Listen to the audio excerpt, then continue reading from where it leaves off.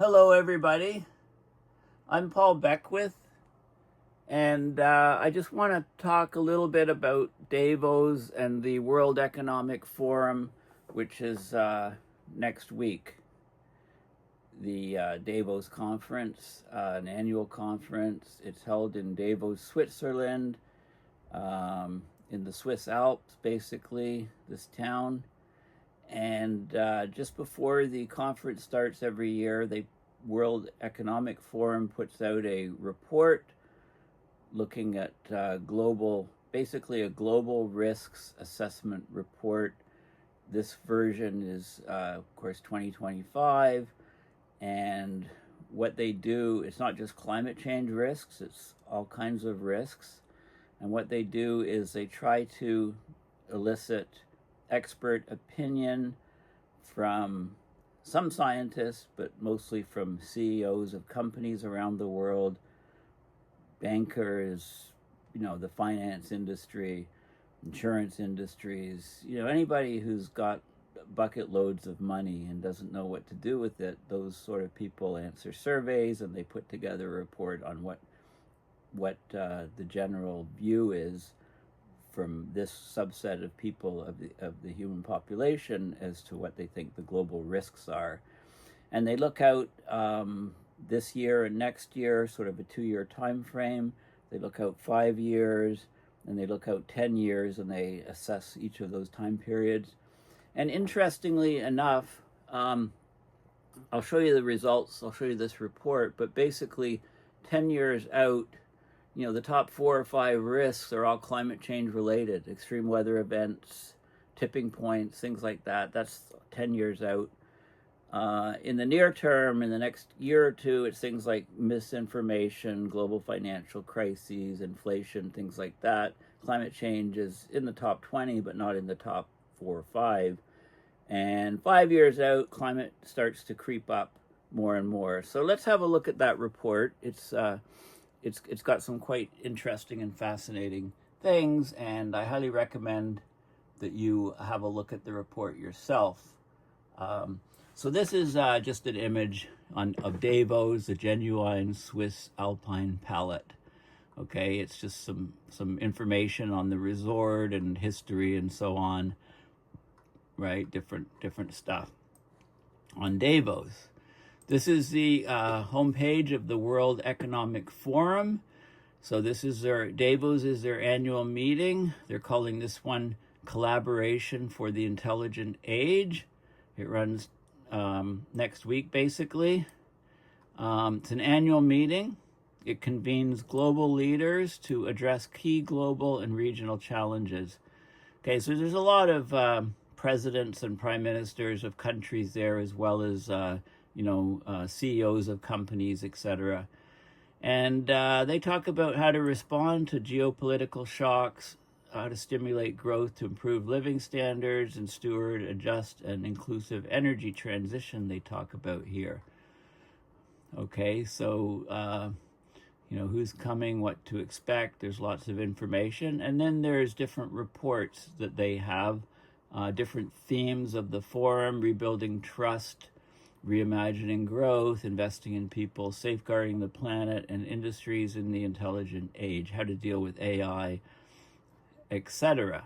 Okay, so there's lots of information, and if you're really interested, you can get on their forum. And also, there are a number of talks that are sent across Zoom, so you can register with them, and you can pick out the specific climate talks, for example, that you want.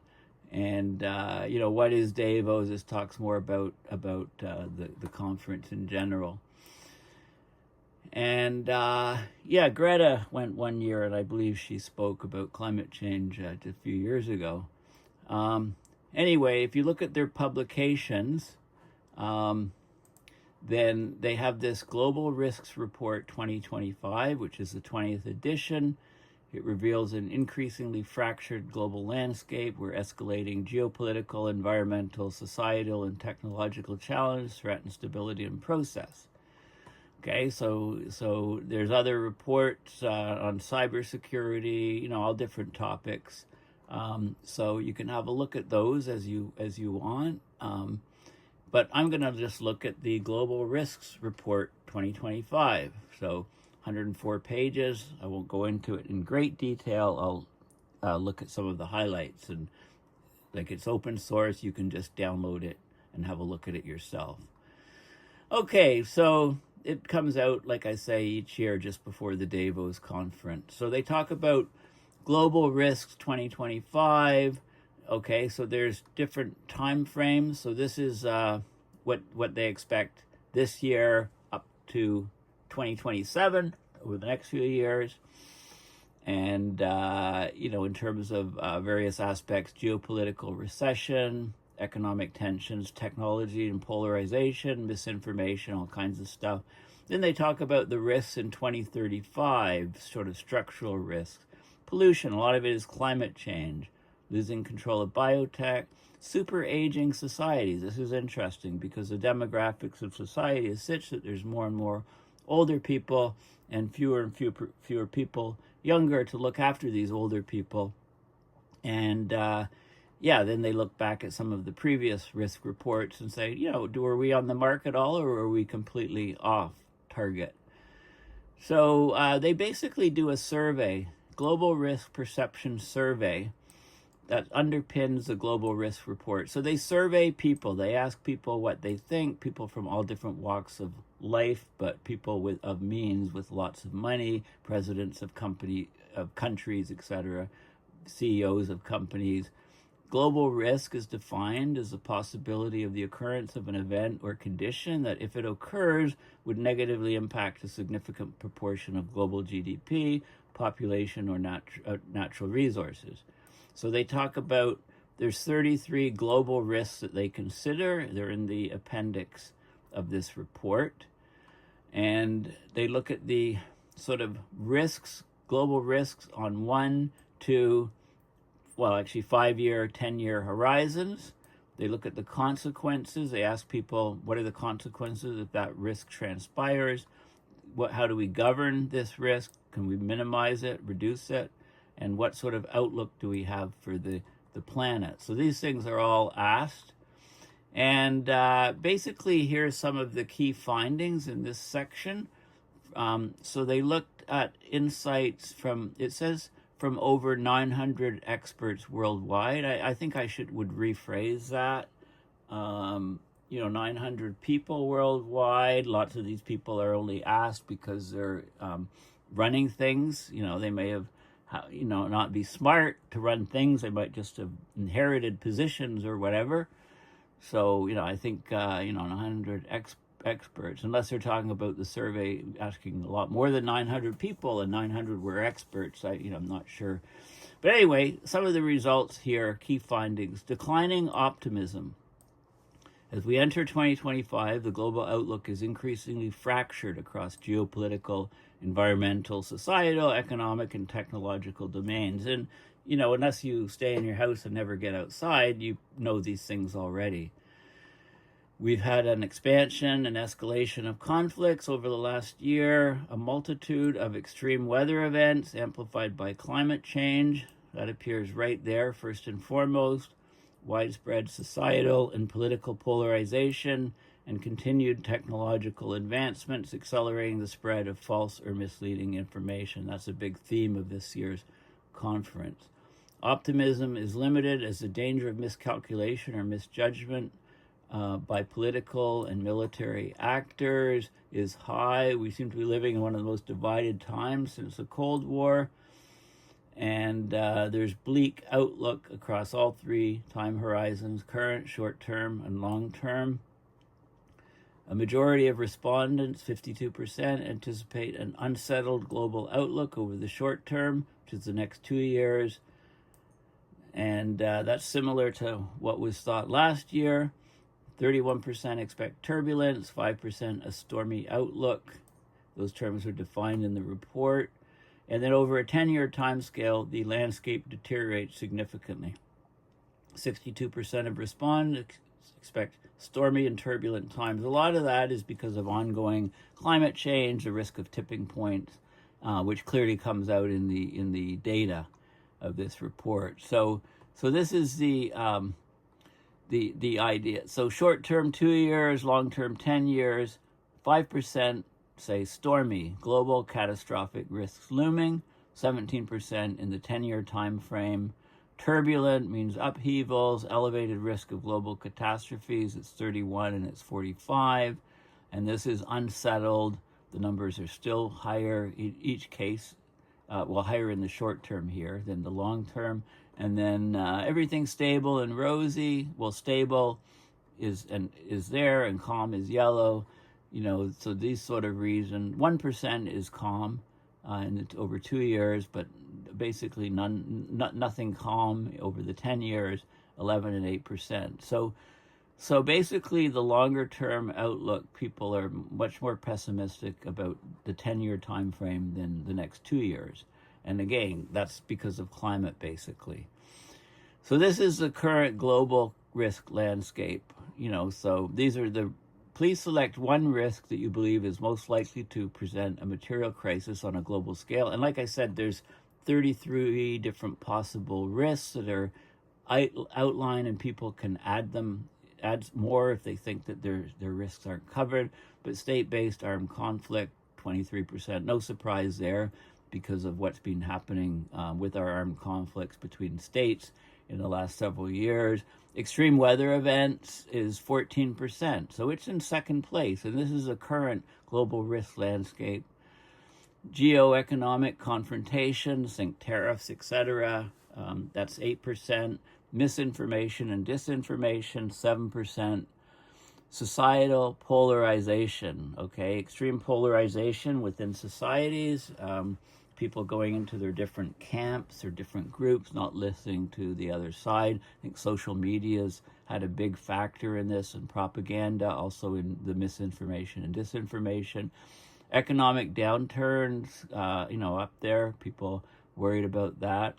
Here's another climate one. The green ones are all climate related. This is a critical change to Earth's system. This would be like an AMOC failing or other tipping points in the climate system. Lack of economic opportunity or unemployment, erosion of human rights, inequality, and so on. This is natural resources shortages, and then biodiversity loss is pretty low on the totem pole, but it's there. Decline in health and well-being. You can see, there's lots of things here. Infectious diseases is very low. It was probably 1%, and then COVID hit, right? So, there are black swans, if you like, happening, things that are totally unexpected. And I'll be talking about that in my next video quite a bit, actually. A very interesting report that came out. Non-natural weather-related natural disasters like volcanoes, I guess, and things like that. So those are the risks that people are saying currently. And then we can look at, then they break that down and they talk about some of the things, some of the changes from this report to previous reports, right? The top risk is misinformation and disinformation. That's the top risk for 2027 for the second year in a row. So this is figure C. This is global risks ranked by severity over the short and long term. So this is over the 2-year time period. So basically, this one that I showed you is current risks, risk today, right now. And you can see misinformation down here. Well, if you look over the next couple of years, then 2-year time frame, misinformation and disinformation leads off. And I wonder if this is related to the U.S. election. I have to know the timing, actually, of when the questions were asked. And then extreme weather, state-based armed conflict, societal polarization. So, pollution's here. So extreme weather is second and pollution's here. But if you go out 10 years, look at all the green here. The top 4 are all environmental, and number 10 is also general pollution. Extreme weather moves to number 1. Biodiversity shoots up to number 2. Ecosystem collapse. Critical change to Earth's system, tipping points, etc. Natural resource shortages. And then, so 5 of the top 10 are green. environment related, and the top four, in fact, are climate related.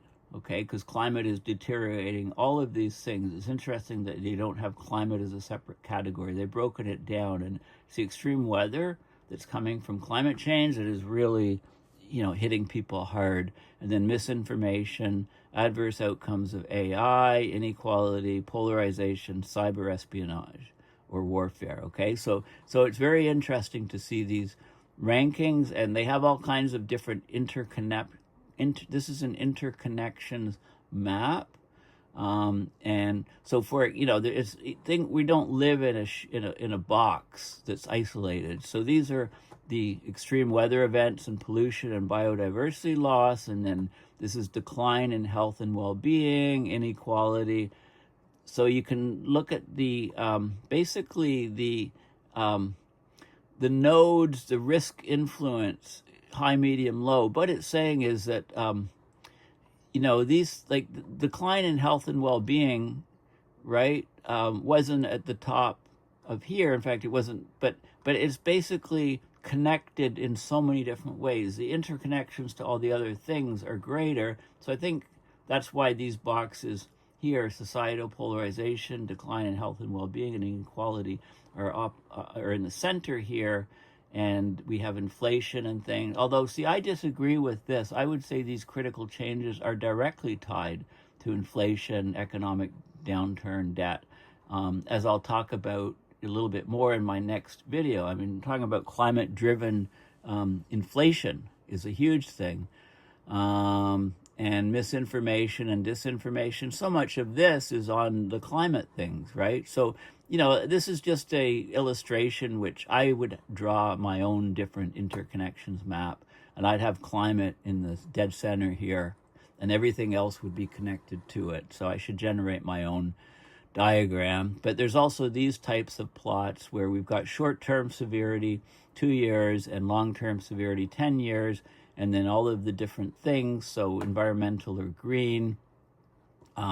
And you can see non-weather related natural disasters down here, but as you move up here, the risk is higher and higher. And as we've got extreme weather events way up here, biodiversity, critical change, natural resource shortages, pollution, and so on. You can see, the different colors for the different things. Technological or purple, mostly to do with AI and stuff like that. Infectious diseases, societal is red, decline in health and well-being, right? Anyway, you can see how things kind of fit, and whether people think those risks are short-term or whether they're long-term, and how, as we go out to 10 years, what things start to dominate. And that's the climate-related things, basically. So they talked, global political outlook. Which of the following best characterizes the global political environment for cooperation on global risks in 10 years? 64% multipolar, fragmented order in which middle and great powers contest, set, and enforce regional rules and norms. Bipolar would be just two countries, right? And then new international order led by one region, an alternative superpower here, and U.S.-led, rules-based sort of thing. I would say, if Trump is very successful with all of his policies over the next 4 years, he's going to collapse the U.S. on the global order and give China a huge advantage, with their clean energy, renewable energies, cars, batteries. He'll make the U.S. kind of like a footnote in history. Not quite. I mean, they've got their nuclear weapons, right? But he'll make the U.S. less and less relevant on the world stage. And in fact, I could see many countries. One of the things I've noticed is gold prices have gone up a lot in the last few years. More and more countries are trying to increase their gold reserves, and they're worried about the U.S. dollar being sort of the global currency. And I think BRICS is mused about getting off the U.S. gold dollar standard, and Trump says they'll put 200% tariffs on them if the BRICS countries did that, right? I mean, the U.S. is basically paranoid about losing their spot in the world. And but if Trump's successful, then that's exactly where they're heading. But that's just my opinion. Global risks ranked by severity over the short and long term. This is the short term, and this is a long term. So there's different ways of ranking. This is by severity. This one has misinformation, disinformation. I think I've shown you this sort of chart, but now it shows you up to these are the 33. It shows you the whole gamut of risks that are considered. So there's 33 different risks that are considered. You can have a look through them and see if you think there's some missing. You could comment on the video if you think some are missing, etc. But these are the risks, and this is out 10 years. So we can look at, I told you about all the climate change related ones, misinformation, AI, inequality, polarization. Excuse me. I've got the magic goblet here. I like to support my local stores, and a witch store just appeared very close to my house. They sell magic wands and witch stuff, magic crystals. Anyway, I like to support them, so the best I could come up with is a magic goblet here, and I won't tell you what is inside it. If you watch some of my Baku, Azerbaijan videos, you might have a clue as to what is inside it, but it's got a image engraved of a tree with the roots, etc. So Mother Earth. So cheers. We might need some of this over the next week during the inauguration, etc. But anyway, yeah. So the risks are all here. Okay, the different things, debt, infectious diseases. Look how low that is here. Infectious diseases, and it was super low, and then we had COVID and no Davos, and it would be number one, and it's dropped off the charts again. Decline in health and well-being. Look at non-weather related natural disasters is last place. Okay, so those are all of the risks that they look at, and then they have more detail on what they think is going on over this year and the next few years, right? So I think I've shown you this. They repeat some of the images, and then they talk about the current global risks. They divide it up by age group, which is interesting. So the current global risk today, for people under 30, they say extreme weather is number 1. State-based armed conflict, number 2. Economic downturn, number 3. Not so worried about misinformation and disinformation, societal polarization, human rights, AI. Okay, that's what they think. And, look, decline in health and well-being is at the very, very bottom. Whereas if you look over here at 70 plus, they're not worried about decline in health and well-being either. They made it to 70, so it's not even on there. It's the decline of health. In fact, it's not on a lot of them, right? I don't see decline in health. I only see it in under 30s, right? So, interesting. 30 to 39, extreme weather drops to second. Extreme weather is second for all the other groups, but it's really for first and foremost for under 30s. And then state-based armed conflict is right up there because of the present wars going on. Economic downturn worries people that are young, but it drops off as people get older because they have more money, they're well established, they can ride, economic downturn, storms. Misinformation is up here, affecting everybody. AI technologies, younger people are ranking at 7th, but it kind of drops off there it is over here.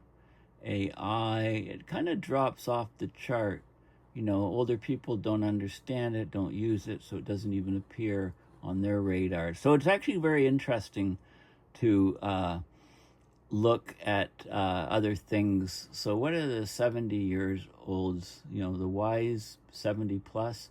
worried about armed conflict, extreme weather, polarization, geoeconomic confrontation, critical change to Earth systems. They're worried about tipping points, taking out the Earth.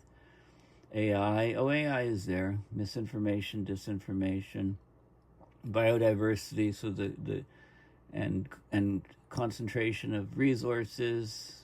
So lots of environmental stuff, is appearing. And this is the current risks by age group. And then they talk about 2027, and they talk about changes to the risks, and they talk, the different age groups. I don't know why it's not completed. I think that's a typo in the report. Something didn't work.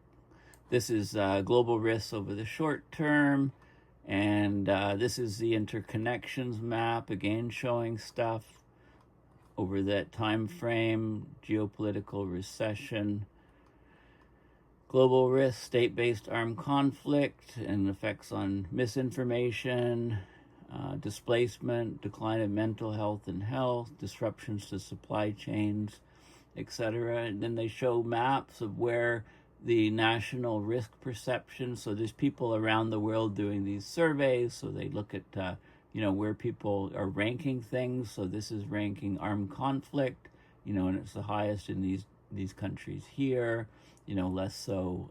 It's interesting, nothing from there. I don't know if they didn't have survey information from those regions. How come nobody in Antarctic answered the survey? Number of armed conflicts since the end of the Cold War in 1989. You can see it was going up and reached its lowest in 2010, but it's been going up since 2010. Reached high levels in 2015, 2016, where it's kind of been floating along. So there's a lot of information in here. World military expenditure. This is in trillions of dollars, I believe, or billions of dollars. So it's approaching 2,500 billion or 2.5 trillion. Well, the U.S. is a third of that, something like that. And this is what we are in 2023. Big upticks as there's armed conflicts. Humanitarian funding decreasing. This is interesting. They do a risk governance of state-based armed conflict, and they look at all these different categories. It's an interesting way to present it, because this is financial instruments. So you can use financial instruments to reduce state-based armed conflict, but it doesn't have a huge effect. If you have national or local regulations, 32% impact. Mini-lateral treaties and agreements, so treaties between individual countries or small groups of countries. The highest impact is D, which is global treaties and agreements, right, to prevent state-based armed conflict. And also the next highest is I, which is multi-stakeholder engagement, talking, public awareness, 28%, 10% for G, research and development, and F, corporate strategies, only 6%. Okay, so these sort of diagrams are also interestingly used. Top risks that can be addressed by global treaties, right, like biological, chemical, nuclear weapons, etc. So you can see, like there's loads of information here. And I like how it's got the 3 different time frames. It shows the geographical breakdown among countries.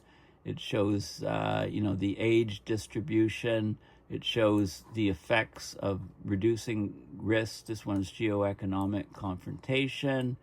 Global interconnections between them. I'm just going to go down to, so there's a good bibliography, and then they have the world in 2035 now. That was a shorter term. This is 10 years out. And you can see, again, how, this is the top 5. 4 of them are climate, and then misinformation is number 5. And this is 6 to 10, right? You can see the risks by region. So basically, green environment is on the minds of all continents. This is all regions: Eastern Asia, Europe, North America, okay, all different regions. around the planet, and then the global risks by stakeholder group, civil society, international organizations, academics, government, and the private sector.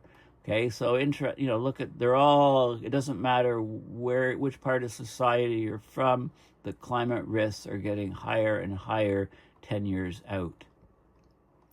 Structural forces and changes, and it goes down. So it repeats the type of diagrams, the type of charts, world maps, etc. I just want to go back down. You can have super aging societies. This is interesting. How are they defining super aging societies? Countries are termed super aging or super age when over 20% of their populations are over 65 years old. Several countries have already exceeded that mark, led by Japan, some countries in Europe. Many more countries in Europe and Eastern Asia are projected to do so by 2035. Globally, the number of people aged 65 and older is expected to increase by 36%, from 857 million in 2025 to 1.2 billion in 2035. And you can see, this is going to have a huge impact on society.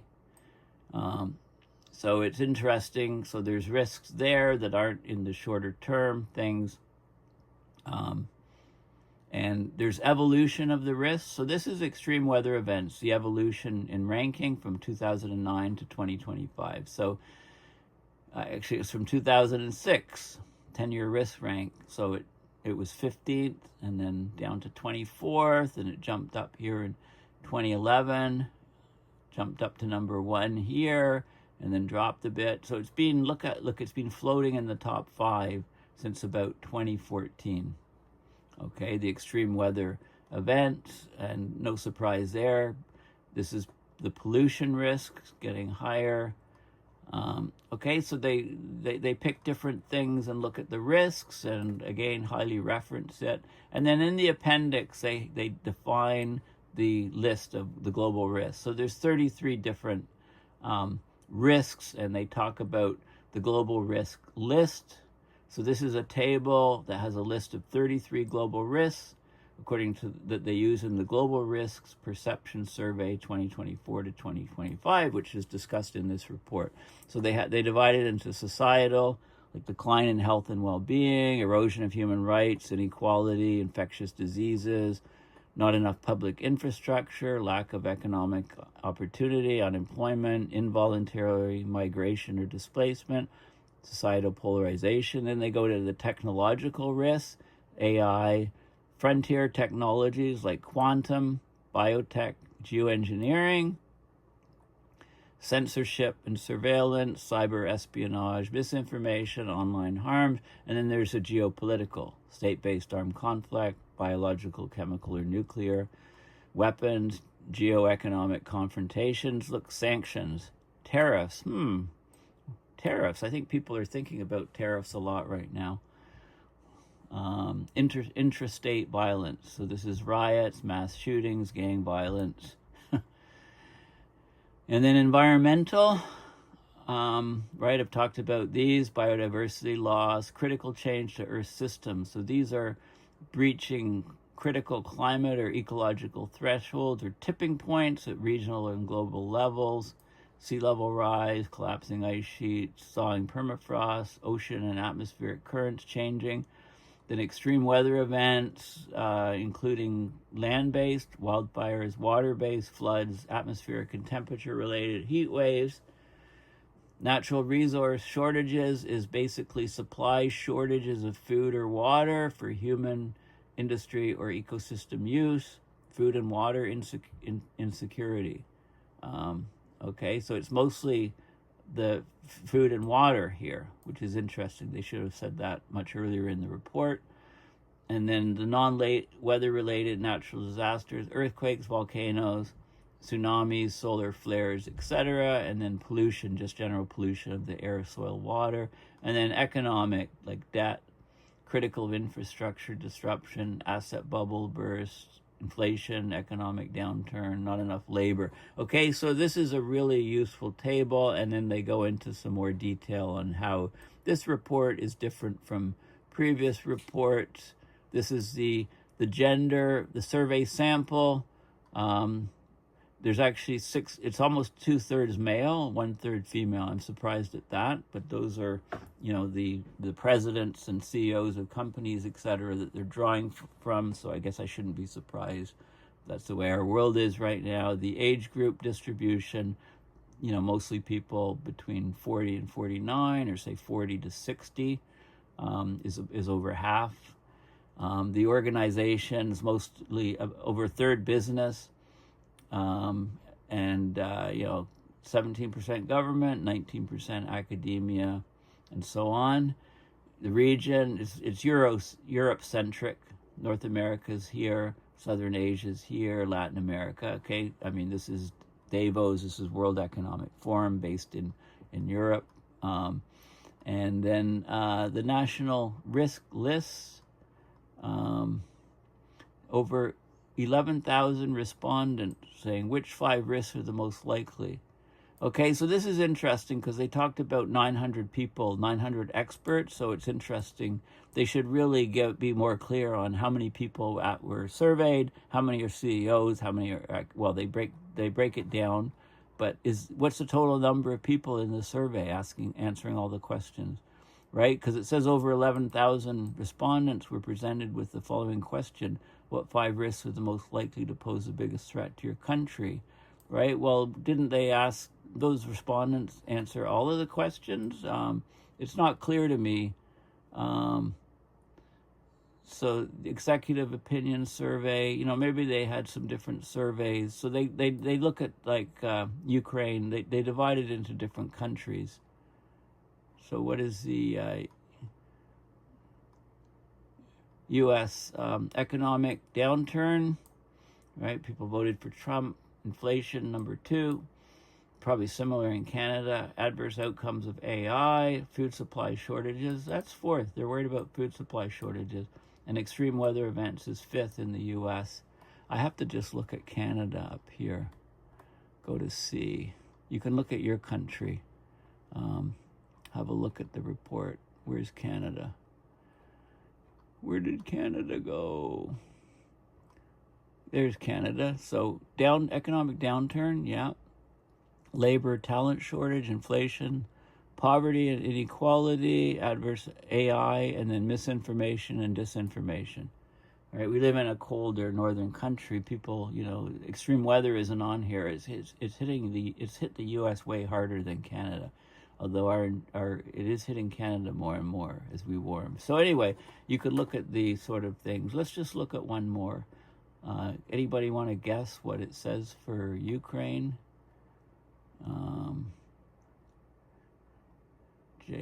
Where's Ukraine? I thought I saw Ukraine on here. LMN. Oh, LMN, Ukraine, RSTU. Ukraine, okay. Involuntary migration, no surprise there. Attacks on critical infrastructure, yep. Armed conflict, yep. Labor and talent shortage, yep. And public debt. Those are what they're worried about in Ukraine. So they're not worried about extreme weather events so much, and I think that's for obvious reasons. So it's actually interesting to look at different parts of the world and see why, and try to figure out why the rankings are as they are. Okay, so anyway, and then they have more plots and stuff of more questions, more data, and then they show some of the main people involved in the report. So have a look at the report yourself, and look how it pertains specifically to your country. I think it's a very useful report, and you can go back and look at reports from previous years and see how views are changing over time. Okay, well, thanks for listening. Please go to my website, paulbeckwith.net, and donate to PayPal to support my research and videos. Thanks again, and bye for now.